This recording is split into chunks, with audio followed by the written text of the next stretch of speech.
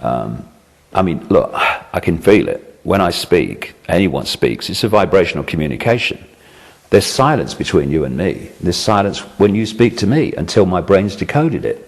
What it is, it's vibrational communication. It's not just the people that hear this information.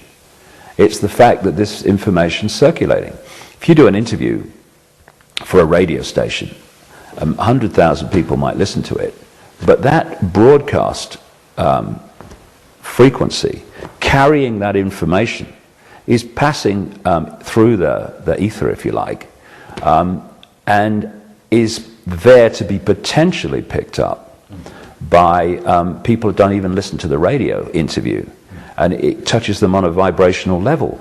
We're receiver transmitters, that's what we are. People think that the only form of communication is voice to ear.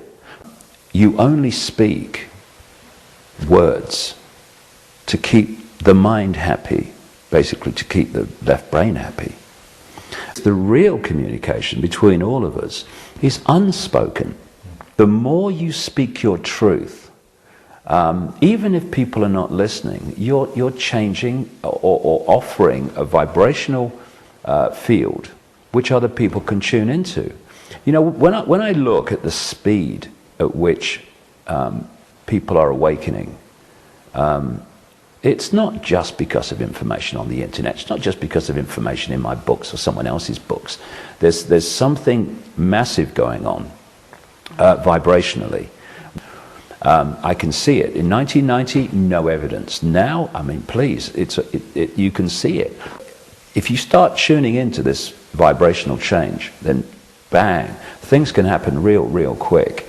And I personally find it such a good thing, because now you can explain to people, if you have an energetic construct here, which was you believing everything was real and the system was serving you and this is the cutting edge of human evolution and all this nonsense, that vibrational field is vibrating your state of being out, and it will draw to you people, places, ways of life, experiences, etc., locations which fit your inner self, because the outer self is a projection of the inner self.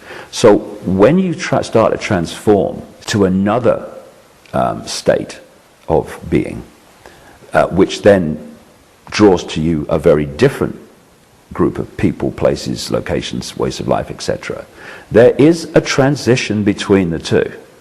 This one has to break down as this one emerges. It's a process of one losing power over your reality, another one gaining power. It can happen very quickly. Between that, the old self, and all that it projects in what we call the physical experience, and the new self, which projects something else, there is apparent chaos. Relationships break down, you lose your job, you can lose your house, and all this stuff. And if you live that as a physical, I am a human body experience, then it's very challenging.